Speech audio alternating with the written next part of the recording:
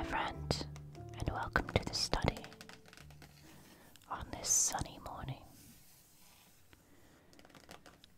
This is a whispering one today because I've lost my voice, and sorry if my whispering growls a bit, but I'll try to keep it nice and relaxing because today we're going to look at some beautiful romantic landscapes of the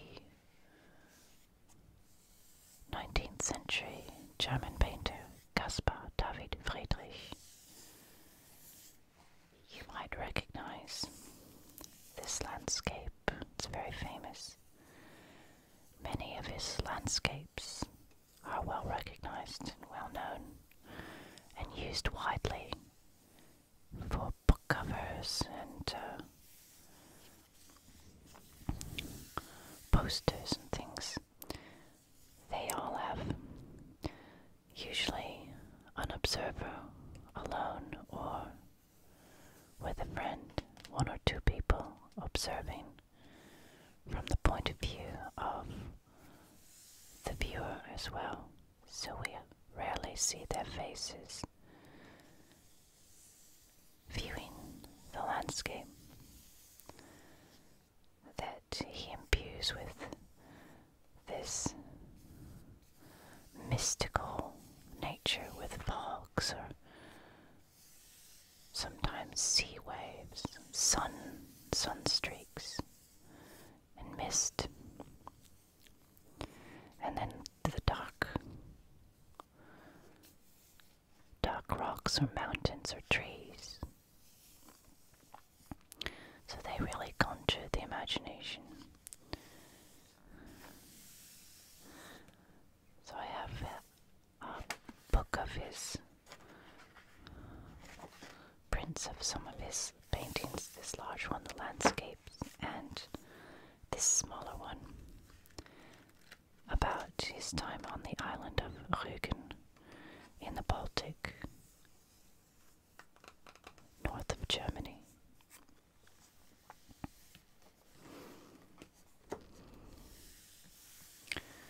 And we can float away while we look at these. We've also got a little friend here and a cup of tea with honey in case my voice starts to get funny. Honey, funny. I suppose it was a little funny. It's the Romantic era. It's called that.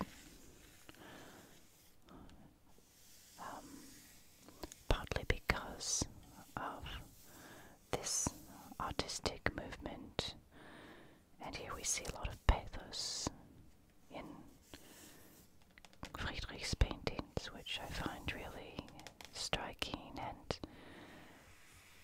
engaging somehow, the viewer. Romanticism was a cultural movement that followed the end of the Napoleonic Wars that had largely decimated Europe, especially Spain, but also the populations of Germany, Austria, and France.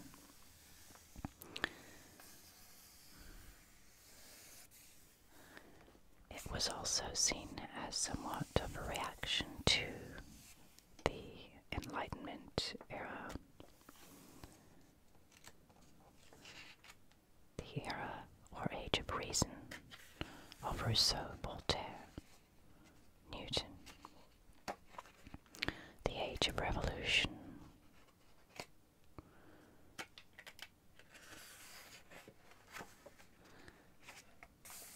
Here we see this beautiful depiction of the deck of a sailing boat with the mast and mainsail in the foreground here, and our two viewers looking out over the bow. There's a beautiful golden color, this yellow gold that illuminates faces and hair of the two people. And they're holding hands and looking at the cathedral in the distance, the church spires.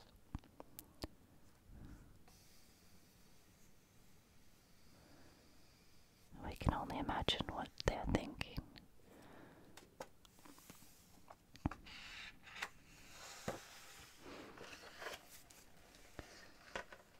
This is one of the landscapes that I think really epitomizes Caspar David Friedrich's work. We have a church spires in the background, moon, the moonlight, and sort of odd sparkles,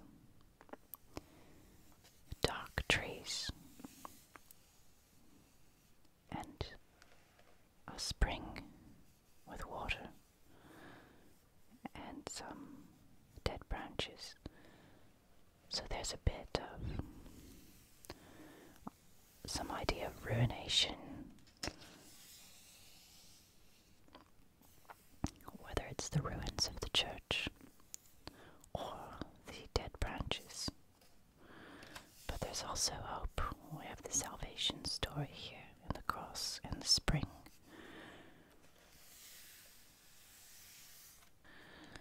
But we also have no one in the picture. We have some really coarse brush strokes of the rocks and some moss on them, and then the thick oils of the dark trees and the moon illuminating that. So this pathos, but also this golden illumination around the spring and the moon has been a little bit of hope.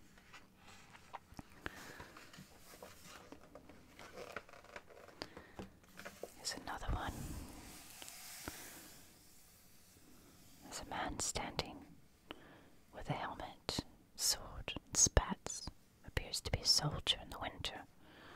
We have some snow on the trees and the dark forest, and he's looking into the dark forest.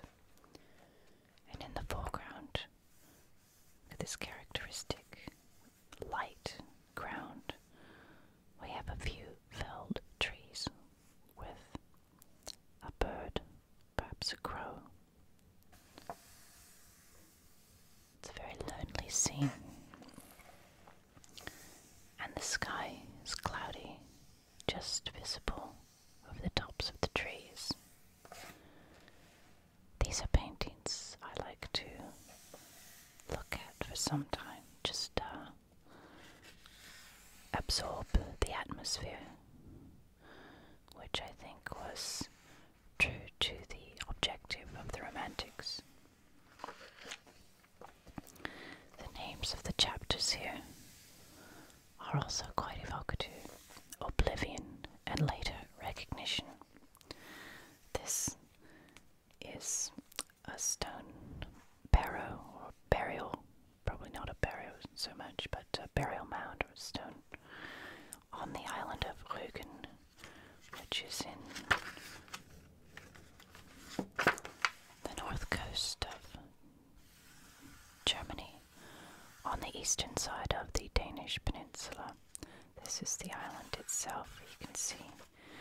It was frequented in the 18th century by nobility who had a hunting lodge there, but it boasts some gorgeous, beautiful scenery. And when I was there, it was still quite wild. I think though since the capital has moved to Berlin from Bonn, it's now become a lot more commercial. And here we can see all of these places that Caspar David Friedrich used as subjects for his painting. And also Stralsund, very famous church ruins there. The church ruined by the Swedish army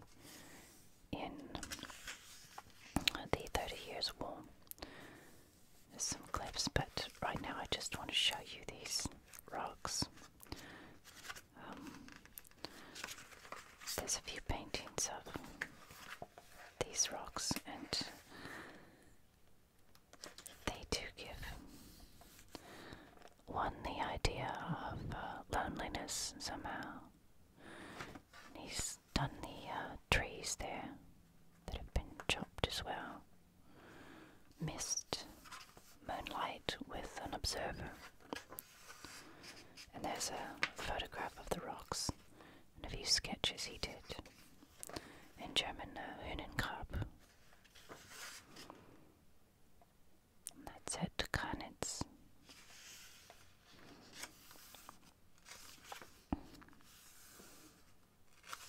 So, wonderful subject for a romantic artist. I'll share a few photographs I have as well. That's when I visited Rügen a long time ago, and that's me. There's my photograph there of the Hünengrab. If you've watched a lot of my videos, you know that I love those sorts of things. The Iron Age hill forts, the prehistoric stone monuments, and there's the one with the snow all over it and the dead trees, or winter trees anyway. And here we are at a monastery. We get the height of this arch, very pronounced, and all the monks going in for service. The altar is just visible in this doorway, and we have lots of these very high Gothic arches. I think the elongation is probably exaggerated in these paintings. We have spires in the mist, and more of the monastery church buildings there, more spires. In the distance, we see that it is winter by all of the leafless stalks.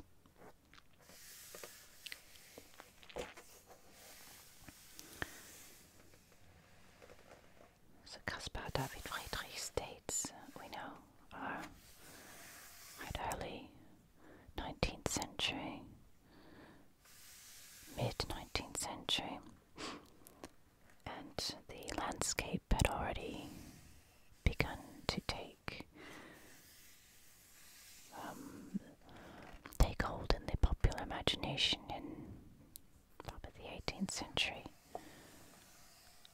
One Welsh painter comes to mind, Richard Wilson,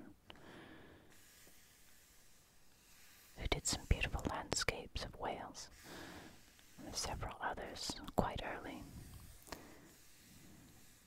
But Friedrich puts these observers in, which I find quite enigmatic. It gives another sense of observing the scenery.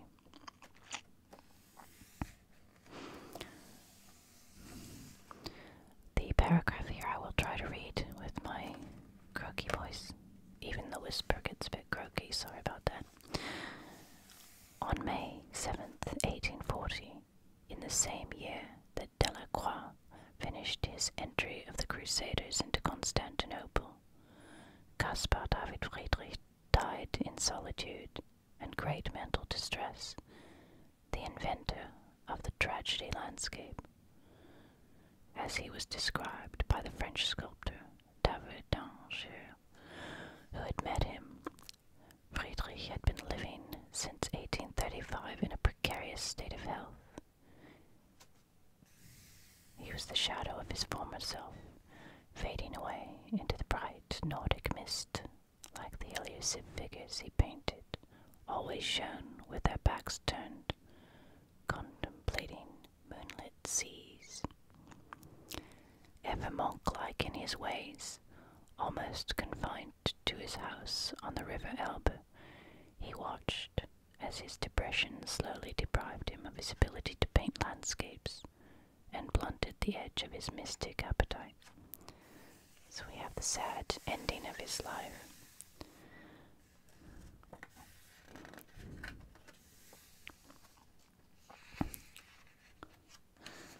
And his legacy. Let's have a look at some of his paintings though.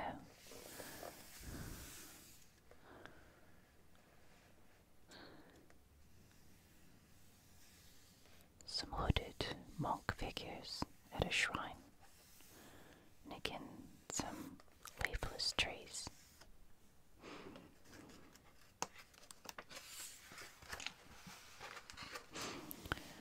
Two shipwrecks and one apparition, the emergence of Romanticism. This is his famous painting of the ice breaking up on the shore in the winter, and the ship that's been consumed. You can see bits of it.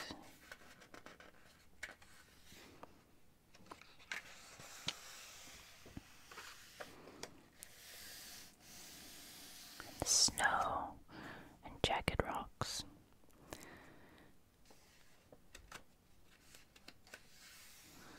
It talks about shipwreck on the coast of Greenland.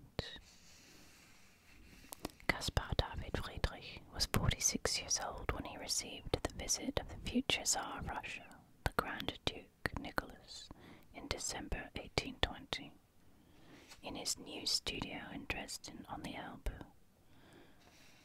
These were the auspicious beginnings of an imperial patronage which led to the purchase of many paintings.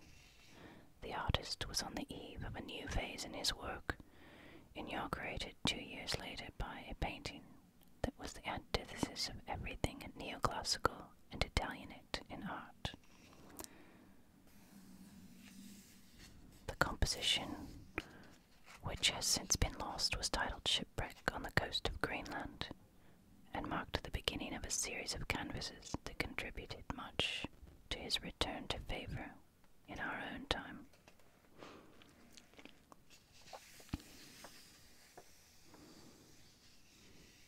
This magnificent composition has unusual features: the wealth of detail, the spatial construction, and the overall organization seem to refer less to the standard pictorial tradition than to the panoramic paintings then in vogue.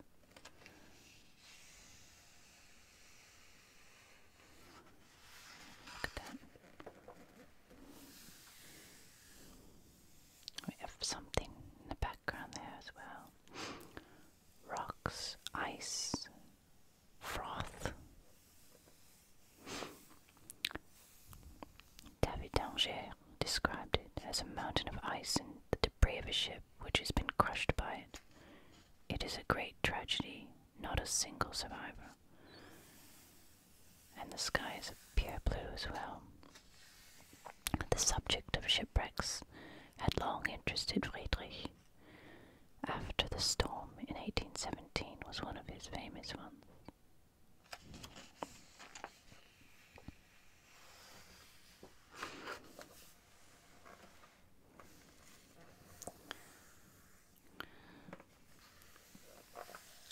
Here we see a boat trapped in blocks of ice by Carl Gustav Garus. Possibly an influence. Dead trees, blocks of ice. Very desolate landscape with a golden hue and a single bird in a boat. Another influence for the lighting, as you can see, but also shipwreck. The Raft of Medusa by Theodore Géricault. The sketch and the painting there.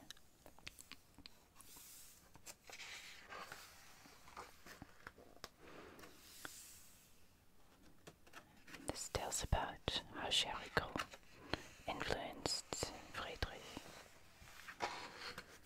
We have some close-ups of this Medusa's raft. Raft from the ship Medusa after a shipwreck, and they're trying to flag is in there.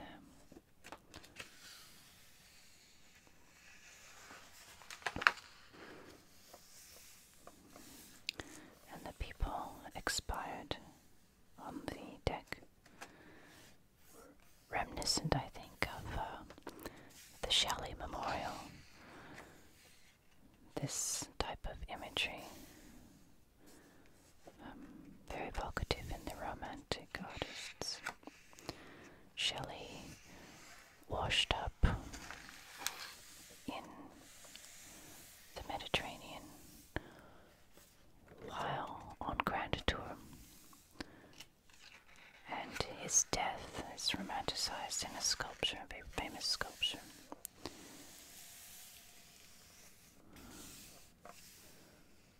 At University College, Oxford.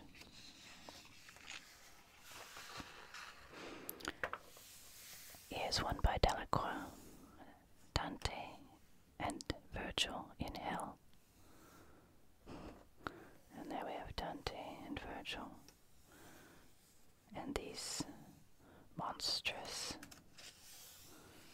images of demons and dead people going to the underworld.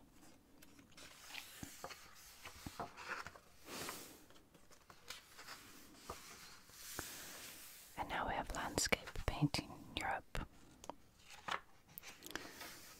Search for the sublime.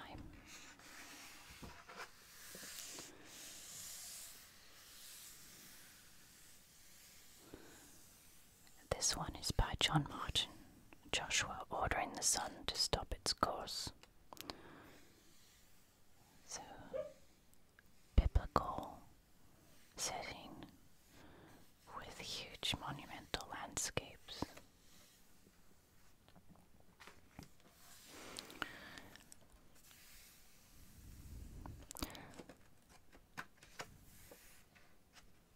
Landscape painting and its function were undergoing a remarkable transformation already in the second half of the 18th century in Europe. Outside France, there appeared a pictorial vogue that was mostly foreign and neoclassicism, and that expressed itself in a wholly different register, manifested itself in a taste for the sublime, and brought with it a new iconography of mountains and evocative rock formations. The painters who cultivated this tendency aspired to a transformation of the role of perspective, an expansion of space. Imperceptibly, they gravitated towards a mystical naturalism, a sort of geological sublime that had never been seen before. The discovery of the Alps was a relatively recent phenomenon in the history of European sensibility.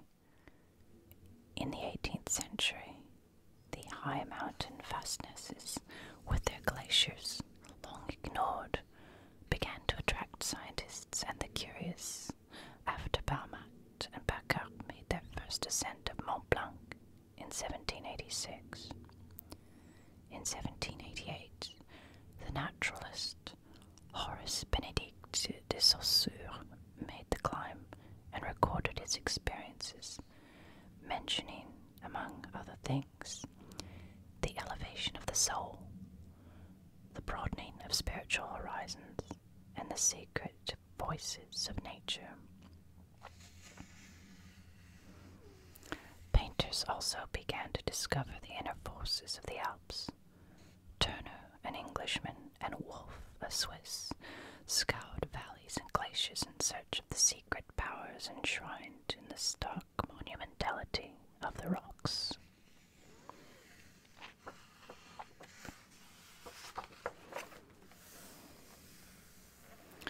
And there we see one of Caspar David Friedrich's view of the Lake of Thun and Mount Niesen from the grotto of St. Beat.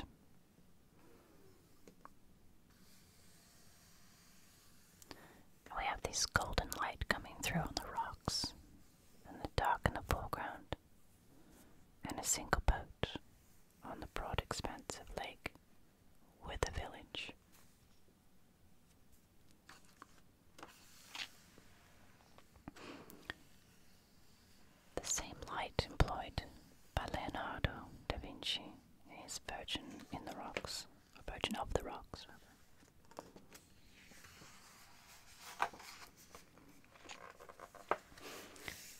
This is Friedrich's romanticized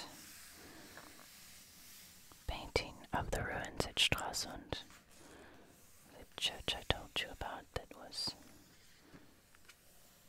torn down in the 30 Years' War.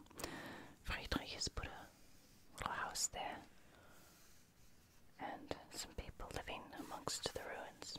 Let's see if we can find that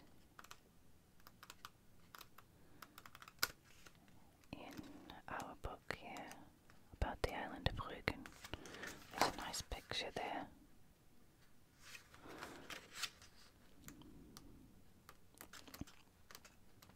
There's Stralsund. That's this painting, and these are the actual ruins.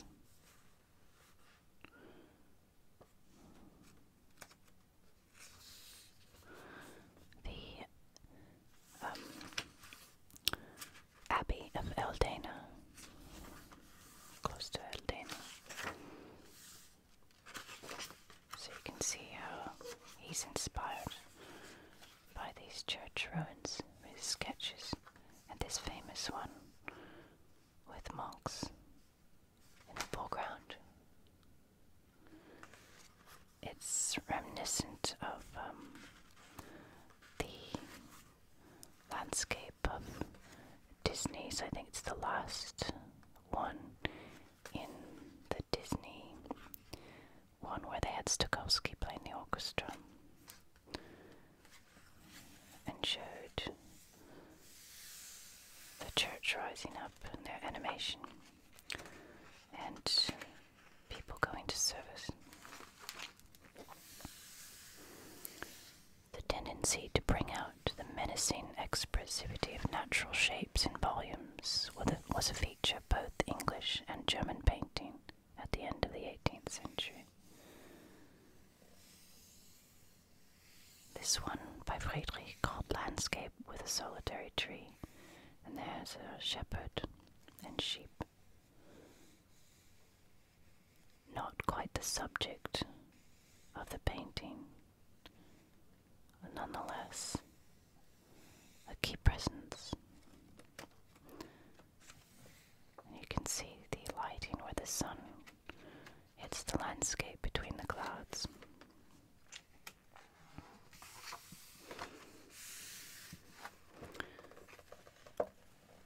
This one is by the Swiss painter Caspar David Friedrich, Cascade in Winter.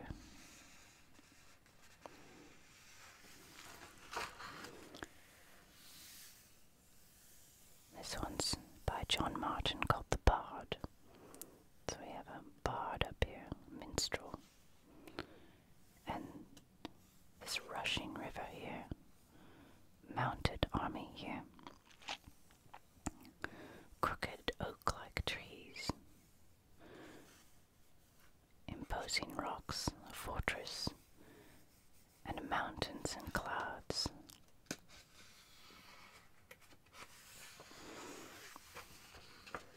And there's a close-up of that fortress. And now we have a bit about Turner and Friedrich, parallels and differences.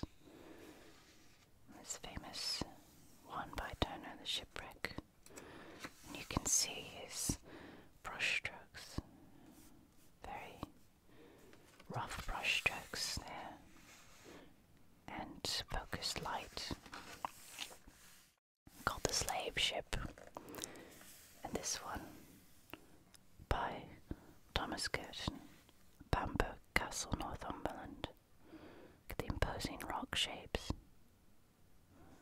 few figures, and some small birds. At the end of the 18th century, England discovered the charms and delights of landscape painting, a genre that clashed with the then prevailing antiquarian and neoclassical vogue in art. This new imagery may have originated in Italy, but it was in the Swiss Alps that the English painters first awakened to the sublime effects of rockscapes and began to create highly evocative compositions.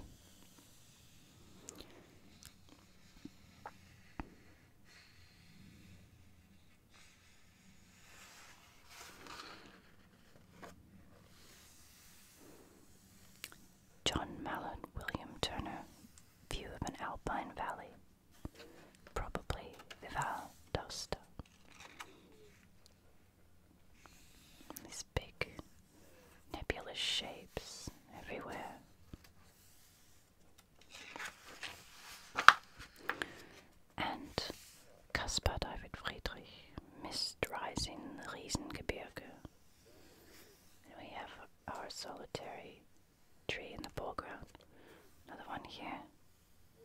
Dark foreground, misty in the distance, and a mountain there. And the mist rising, you can just make out some trees there. And a balanced rock. You can see that really attracted his imagination. And he wants to show that to his audience. And you can see we have a different kind of proportion in these than the previous neoclassical style works. Oftentimes, what's in the foreground is not done according to the grid of the 4 points or the triad of 3 points of focus. Rather, the broad landscape dwarfs the focal point, so it invites the eye to travel the landscape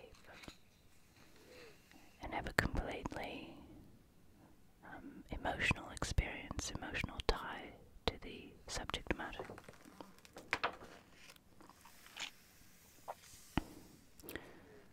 This talks about his use of light and Turner's slave ship. You can see his characteristic brush strokes there, and use of color. Snowstorm boat at the harbour entrance. That's Joseph Mallet William Turner. See the nebulous forms with these brush strokes.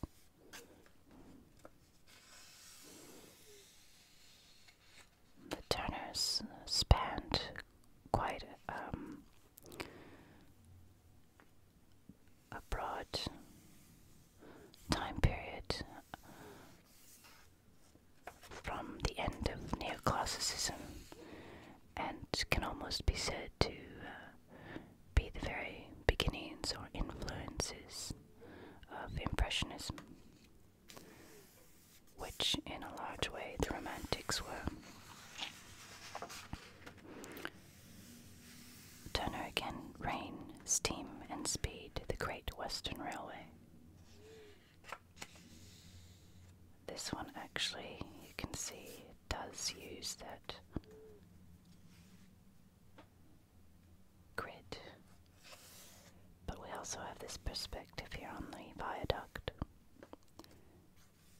and a single boat, and some very indistinguishable figures. And you can see how the colors are showing or evoking different images, because nothing is distinct save perhaps the smokestack on the train. Even the train itself is blurred.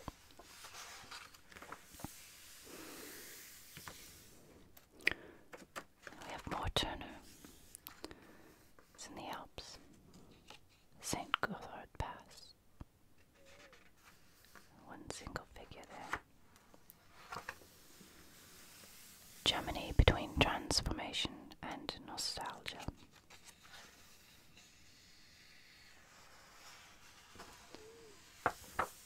This was the monument to Goethe, which I find a bit odd. The context out of which German Romanticism developed was both unique and complex.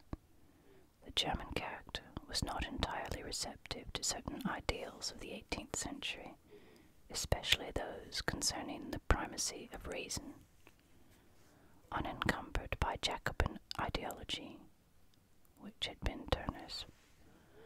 The seeds of pictorial romanticism had sprouted in the fertile terrain of the natural, sublime, a trend that gained a foothold first in England and in Switzerland. ideology which had triumphed in neoclassicism was replaced in Germanic countries by a painstakingly reconstituted Nordic variety. These same countries were also profoundly attracted to medieval forms and to the mystical aura associated with churches and Gothic buildings. The religious spirit of the Middle Ages embodied in the cathedral was to be one of the major sources of inspiration for the Dresden School. Remembering that Germany had, or all of modern Germany, including Austria, Czech Republic, all the German-speaking areas that had been, or made up the Holy Roman Empire in the 16th and 17th centuries, had suffered greatly during the 30 Years' War. Lots of churches and entire villages had been decimated. And then, only a few hundred years after Napoleon's wars, so ruins had become part of the landscape and part of the German psyche. And in the recent cultural memory, and here we see in Goethe's memorial a bit of the spiritual coming through. We won't dwell on that because we want to get to some more landscapes because they're so beautiful. And there's Caspar David Friedrich with Moonlit Night with boats on the Baltic. There's this giant anchor in the foreground, which I find intriguing,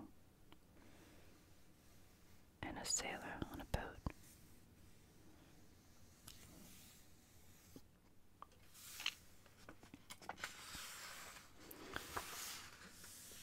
And of course, wander above the sea of fog.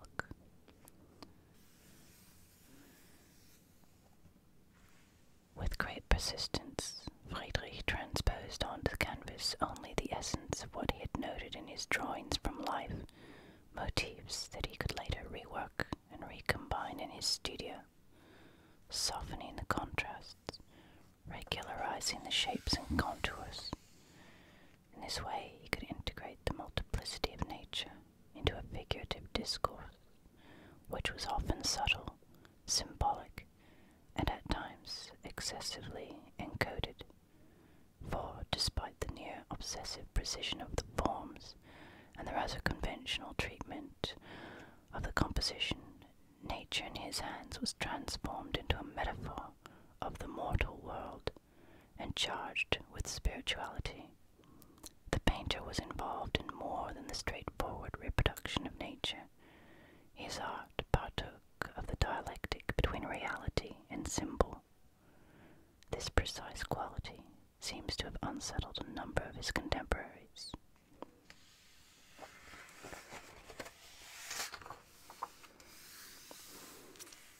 There's that one with the cathedral again, cross in the mountains.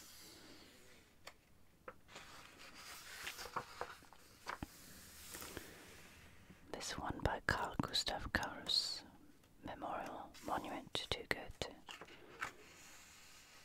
Needless to say, Goethe's passing was a great moment in the German cultural psyche. Painting mist and hope.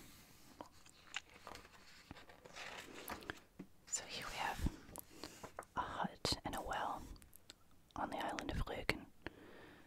In this one you can see some of those brush strokes that are just a bit broad and almost impressionist-like. Let's see a little bit more of Rügen, because I think there's some sketches, architectural. There's some modern photograph there, and our couple on the boat, Stralsund. But what I'd like to show you with that one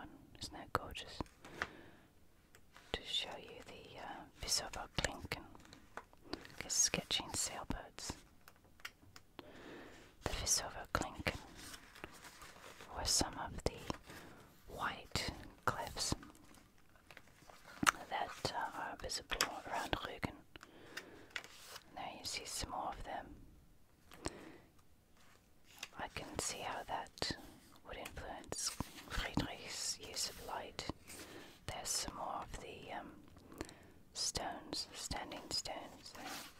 And of course, the monk by the sea, one of my favorite ones. When I lived in Berlin, I used to go and look at that at the gallery. Now there is the Klinken. These pointed rocks that inspired Friedrich to paint. And here we have a few people viewing it. But the white of the rocks is quite stunning. Look at that.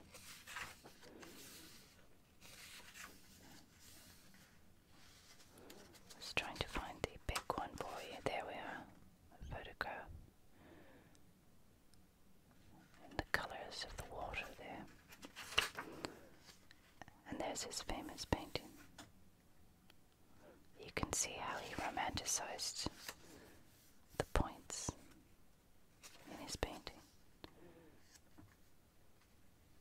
But the trees and the people looking out to sea and the colors and stripes of the water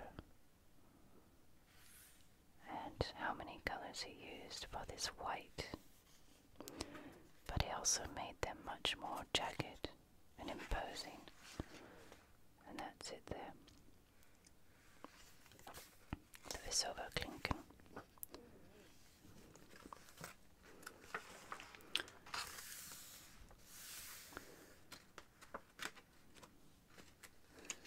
There we have another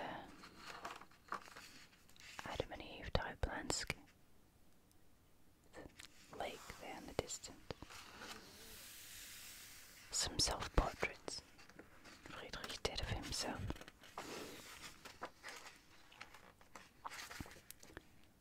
Seems a very thoughtful, introspective oak tree in the snow. And it talks about Rügen, this island famous for its white chalk cliffs, provided him with subjects and details which he studied time and time again in meticulous drawings.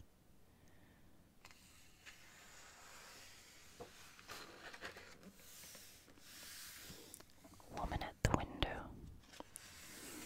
And there we see again the masts of some boats, so we have an idea of the landscape beyond.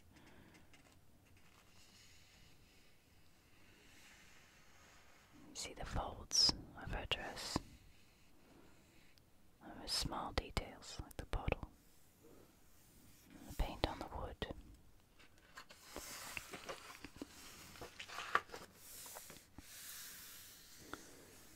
View of the artist's studio, left window and right window.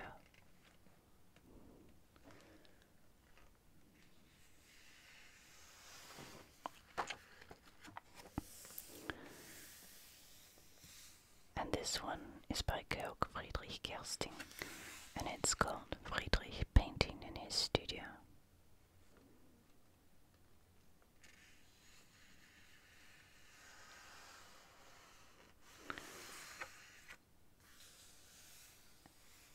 And Friedrich in his studio.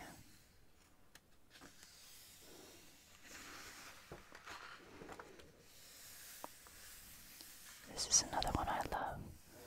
We've got the dark foreground and the lit up background, and it's called Epitaph for Johann Emanuel Bremer. For a long time I had this as my screensaver. So beautiful, the light and the spires in the distance.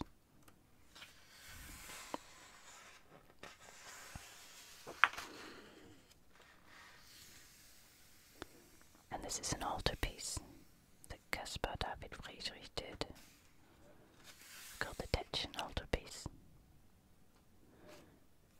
You can see the cross is very small, the crucifix there, and what's much more rocks and the trees. But then there are the sun streaks and golden and red light coming from behind the rock.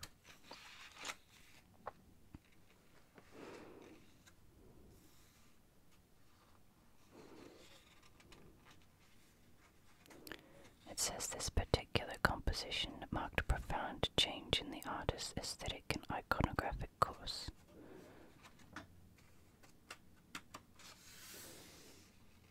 Under circumstances not entirely known to us, Count von Thun-Hohenstein, very likely at his wife's prompting, bought the altarpiece for his castle at Teschen on the Elbe. This was independently of any specific religious application, for the castle had no chapel.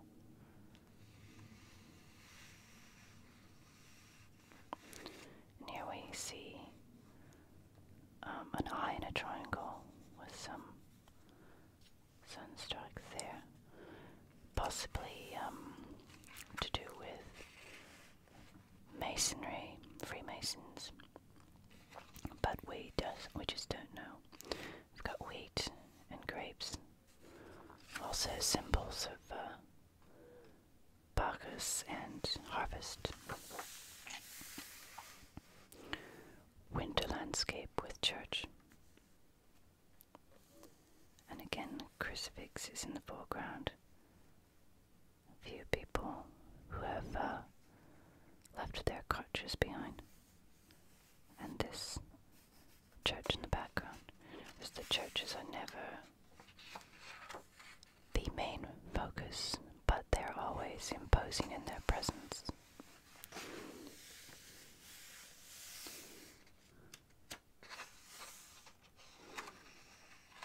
This one is one from Philippe Orange, Rest on the Flight to Egypt, and a close-up of the altarpiece.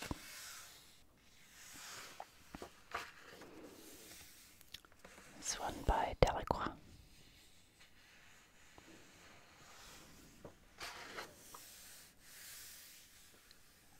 Again, Friedrich's self-portrait there. Resting his hand, his cheek in his hand, in thought. And here, a self-portrait of Albrecht Dürer, famous German artist. And there's our ruins of Eldena.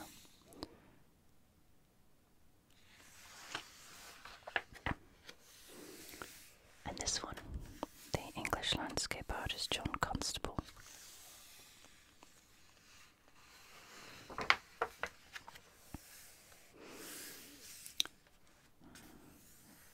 Josef Anton Koch, stormy landscape with returning rider. And again, my personal favorite, Monk by the Sea by Friedrich.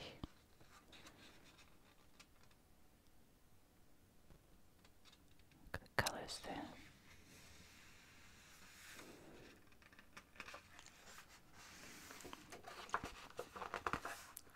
Skipped a page there. There we go. Now we've got a neoclassical painter, Poussin.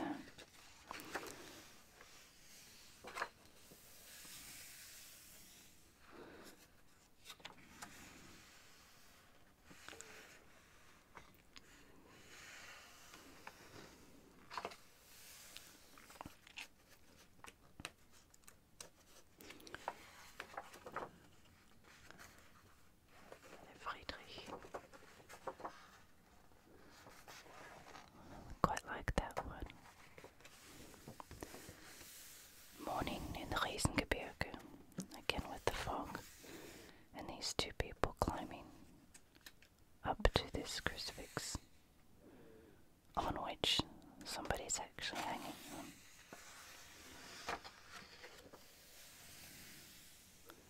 Cemetery in the snow. We see a grave has just been dug.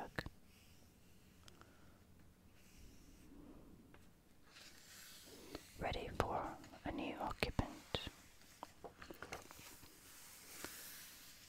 Hut in the snow.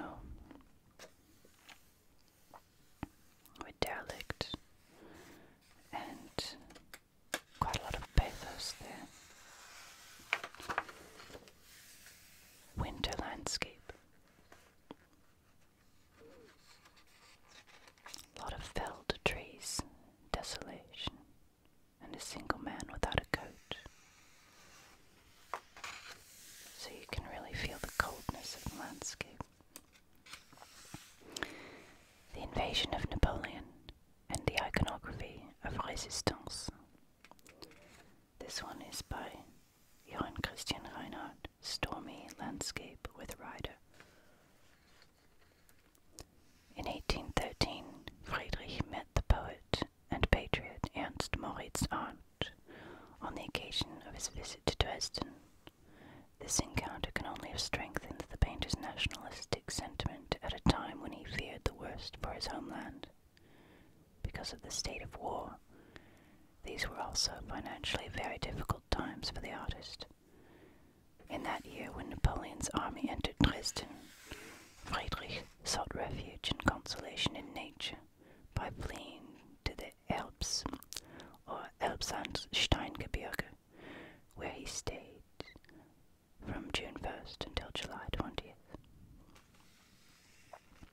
Friedrich's anti-French sentiments were so strong that he felt the need to create a patriotic iconography based on his usual blend of nature and architectural monuments. These are Géricault's famous horsemen, chasseurs, or chasseresses.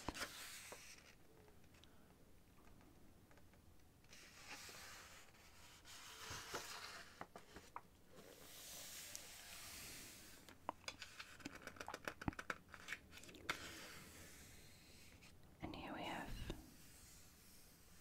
the Stormy Landscape Rider.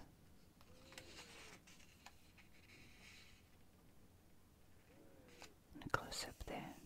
So talking about the monologue of the hero being the subject. This one is another one of my favorites of Friedrich, called Graves of Ancient Heroes. There are two men there, barely visible, and this very light-colored stone monument there. And a few coffins, ancient ones. In amongst a mountain crag. This one from 1812.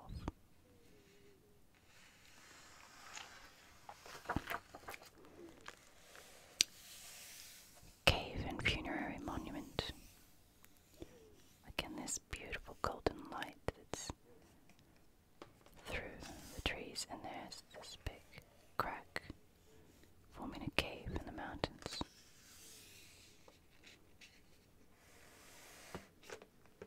And if you can see this one, the chasseur in the forest, which we looked at earlier, the soldier,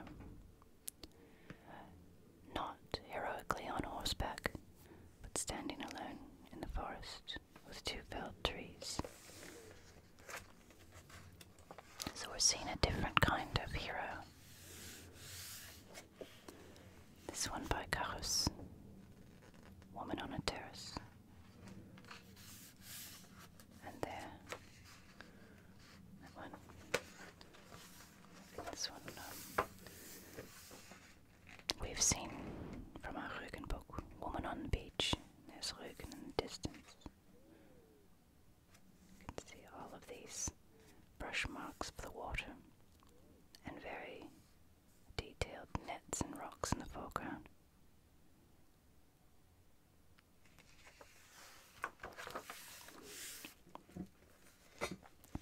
On the sailboat, which we looked at earlier.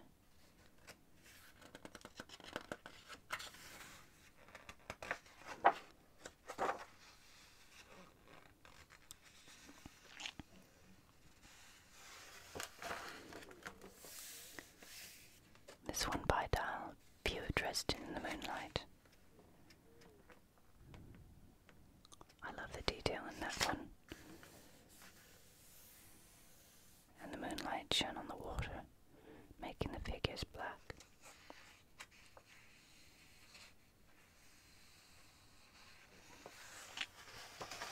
And here we have the Visova Klinken from the island of Rügen.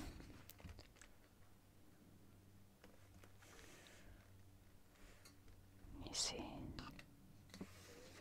he seems to have dropped something, and she's pointing. Or else she's dropped it and he's after it for her.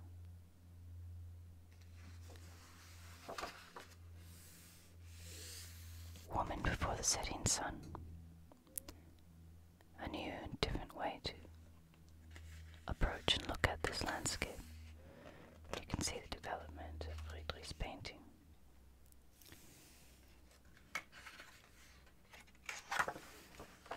Look at a few more. This is the top of Dresden in the moonlight there that we just saw. Cars, boat ride on the Elbe.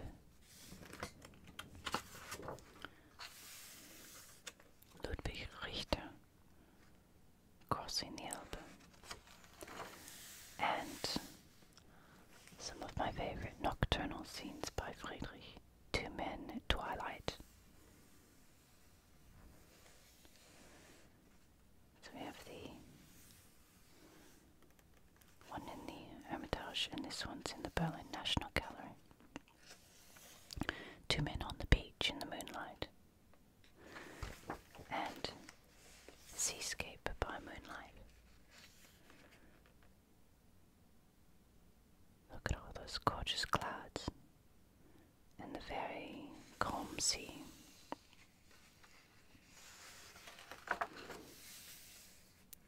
Now we have a few more influential Dominique sketch and more Friedrich. Two men contemplating the moon. I love that one. We've got the golden light from the moon illuminating. And there's two men standing there together. And this one, the Baltic Sea in the moonlight.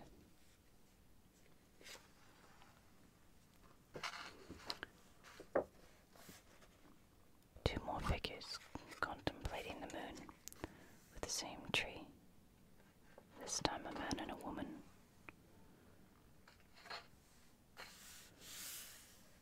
And this one's Ludwig Richter. And Memory of the Riesengebirge by Friedrich. The Watzmann, which is this stone formation. See the mountains in the background.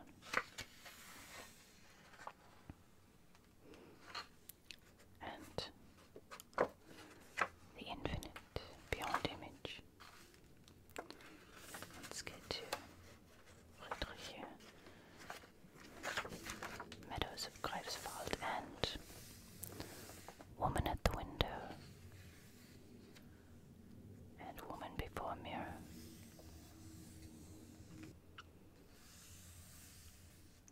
You can see the gauze curtains, the light coming through, a reflection as she's plaiting her hair, and the light playing on her skirts and hat and clothes that she's put on.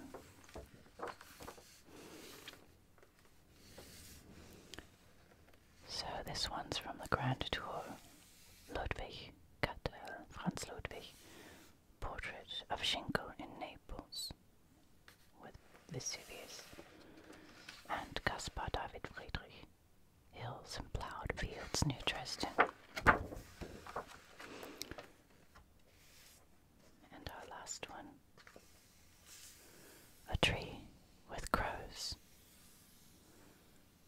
When it looks like sunset, we've got some white cliffs on the seashore in the distance. And the birds are just gathering in the evening after a long day.